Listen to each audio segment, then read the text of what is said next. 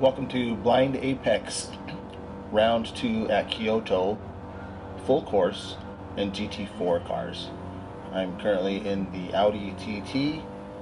We have fuel and tires are 3 times multiplier, race medium tires only, and we start out with half a tank of fuel.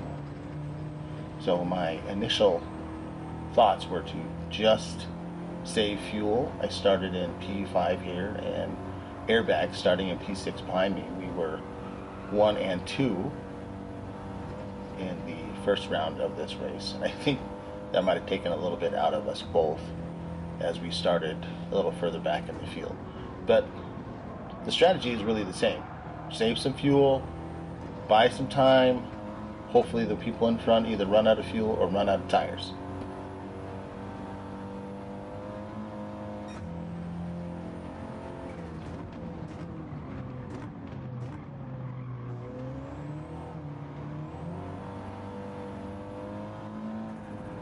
As we go around the short section of Kyoto, the Miyabi course, the concern, of course, would be that the 3 Citroens in front and that Beecham in the Corvette were just going to drive away.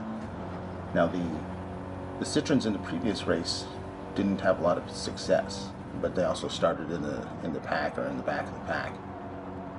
And I was concerned that now that they'd be out in front, they'd be able to bump draft each other and pull out this significant gap to everybody else. And I had some negative thoughts start to creep in my mind about if I was actually going to be able to keep in contact enough with them to hopefully gain a few spots as I went from fuel and tire save mode to attack mode.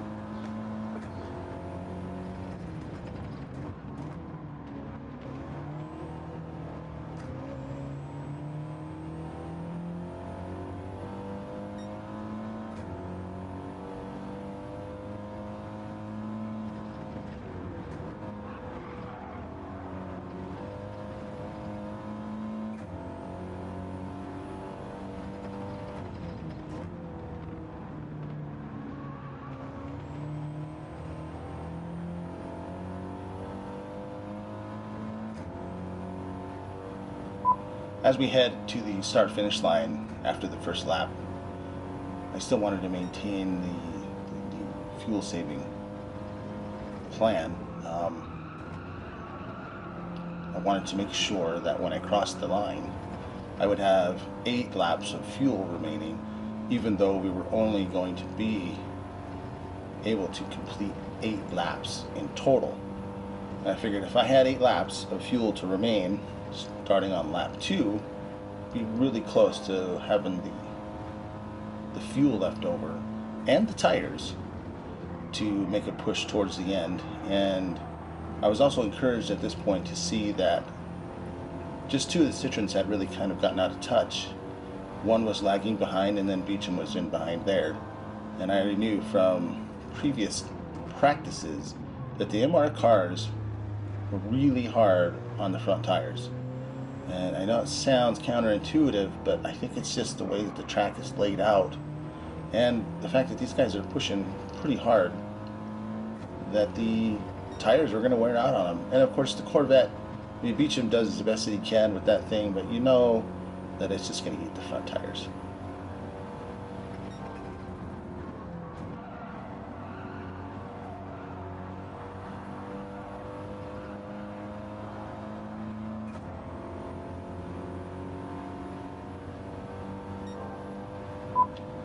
Alright, we are heading into the interchange between Miyabi and Yamagawa, and I drive with the corner markers on there, like yellow GPS pins, and you don't see them here because this is actually a saved replay. But when we came around the interchange there, the double right-hander, normally if it was a situation where the game suggested that you go wide, you would have seen a marker pin on the wide line, and I didn't use it because I didn't see it. I felt like this was going to be a double apex narrow line, so I stayed close to it. I know we're well past that now. We're heading to the start-finish line again to begin lap number 3. But I had noticed that some of the other people were actually taking that wide line, and I didn't think it was the most efficient way it could have been, or the fastest way it could have been. I just didn't take it.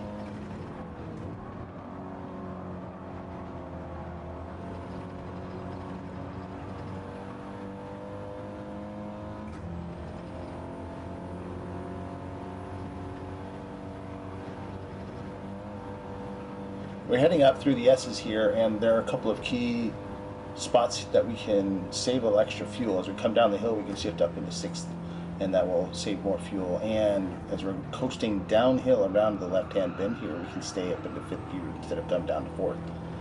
Additionally, that saves us another shift, and as we drop down the hill again here, down up into 6th as we approach the interchange into the Miyabi course again.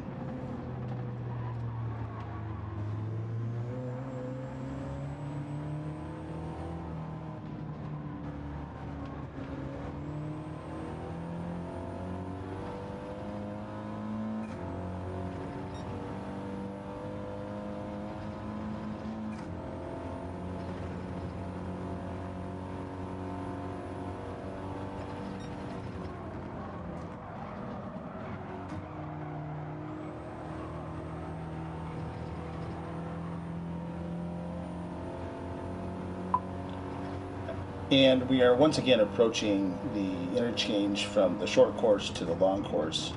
And at this point, I had saved enough fuel. I figured it would now be safe to push a little bit. And I started to close the gap here on Beecham. And I'm thinking that he's also saving tires just a little bit, because that front right was likely to be getting wore down significantly more than even my front right tire, which I had saved with the fuel saving. So we're going to head towards the start-finish line here in a couple of more corners. And I just picked up the pace enough to maybe apply a little pressure, or at least get myself larger in the mirror for something for Beecham to worry about.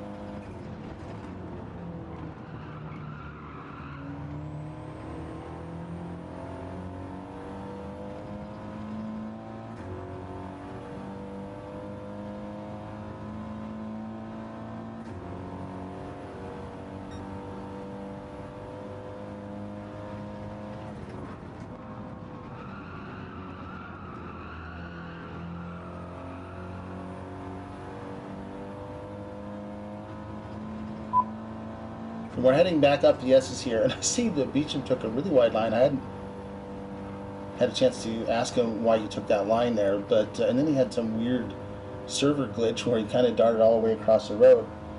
But I'm in pretty much full attack mode at this point. You know, I am. You can notice that I'm downshifting into lower gears to get a good run, and tried to squeeze through there, and he slammed the door on me. But I figured I'd have another chance here as we go down the hill again, and I just kind of poked my nose out there a little bit to give him something to think about in the mirror. And I took a little wider line than normal for this corner, and got a little bit of a run and beat him to the corner, or to the corner there, and then just cut back inside, maintained some speed. He had a really good exit there, and he keeps, I see he's taking these wider lines again, and I get a bit of a run around the big sweeping left-hander here, and close the gap significantly. I think he might have just had a little bit of a slide or something there, and I decided I was going to stay on the outside this time. And we're coming back into that corner where I had mentioned that I was taking the inside line, and I thought maybe I can force Beecham into something that he wasn't quite ready or used to yet. And I got a heck of a run, pulled up here, and I do think that the right front tire of that Corvette was in bad shape, probably 50% gone, and I think that pushed him wide just a little bit, and I was able to make the pass. And then Airbags was also able to make the pass.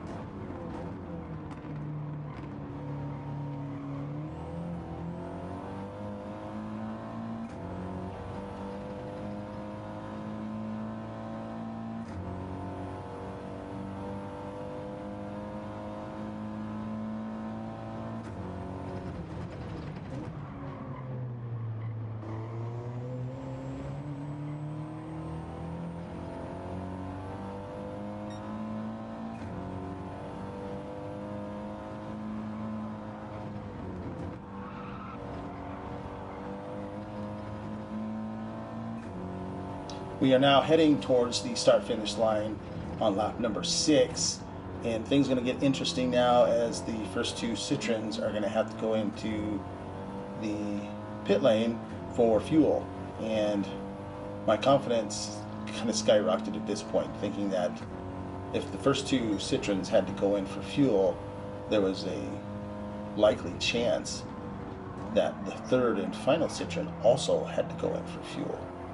And since I was good on fuel and my tires were good, they weren't as good as the right front wasn't as good as I wanted it to be, I was starting to think that maybe I had an opportunity here to steal a podium from the 5th place position.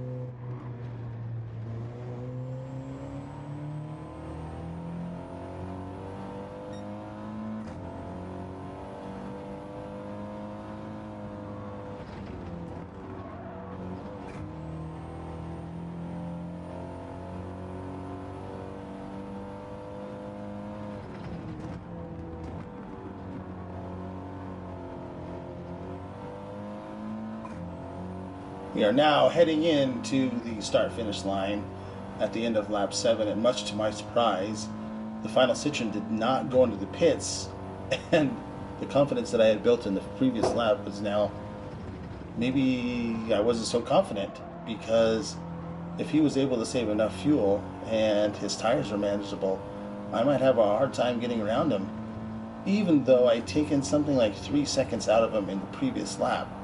And as we run up the S's here, he's actually getting closer, so I'm starting to wonder if maybe he is going to be out of fuel or if his tires are shot or something like that. And I actually get a really good run here around this sweeping left-hand corner, and I'm able to close the gap, and I make a super aggressive move here. And I don't know, that kind of felt like he reacted a little bit, and as you notice, there were no other track marks in the grass there, so nobody had been cutting that corner previously, but it did look like maybe Rustic had tried to slam the door a little bit later than that. I was still able to get around him, but I picked up a penalty, and at this point, Rustic just falls away from the race, and I figured he'd just run out of gas. It wouldn't have been a tire issue for him to be so slow. I mean, he just disappears.